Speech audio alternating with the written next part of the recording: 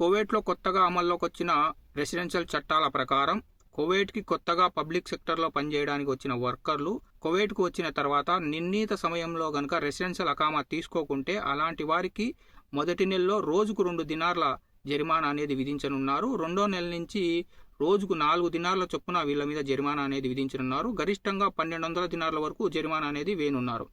ఇంకా అలాగే గృహ కార్మికులు ఎవరైతే ఇళ్లలో పనిచేస్తారో అలాంటి వాళ్ళు కువైట్కు వచ్చిన తర్వాత నిర్ణీత సమయంలో అకామాలు కనుక తీసుకోకుంటే అలాంటి వారికి రోజుకు 2 దినార్లు జరిమానా అనేది విధించనున్నారు. గరిష్టంగా వీళ్లకు 600 దినార్ల వరకు జరిమానా అనేది విధించనున్నారు.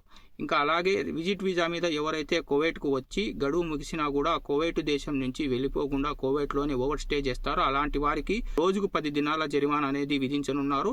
ఇంకా వీళ్ళకు గరిష్టంగా 2000 దినార్ల వరకు జరిమానా అనేది పడనుంది. కువైట్లో ఆల్రెడీ పబ్లిక్ సెక్టార్లో పనిచేస్తున్న ప్రవాసులు మీ యొక్క రెసిడెన్షియల్ అకామా ఎక్స్పైర్ అయిన తర్వాత నిర్ణీత సమయంలో కనుక రెన్యూ కనుక చేసుకోకుంటే మొదటి నెలలో రోజుకు 2 దినార్ల చొప్పున మీరు జరిమానా అనేది కట్టాల్సి ఉంటుంది. తర్వాత రెండో నెల నుంచి రోజుకు 4 దినార్ల జరిమానా అనేది మీరు గవర్నమెంట్ కట్టాల్సి ఉంటుంది.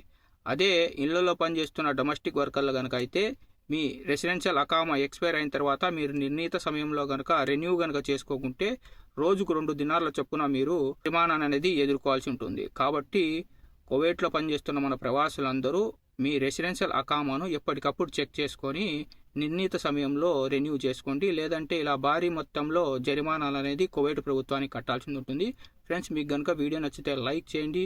ఈ వీడియోను కువైట్లో ఉన్న మన ప్రవాసులకు షేర్ చేయండి. ఇలాంటి మరిన్ని గల్ఫ్ ఇన్ఫర్మేటివ్ వీడియోస్ కోసం మన గల్ఫ్ ఎక్స్పర్ట్ తెలుగు ఛానల్ని సబ్స్క్రైబ్ చేసుకొని బెల్ బటన్ ఆన్లో పెట్టుకోండి.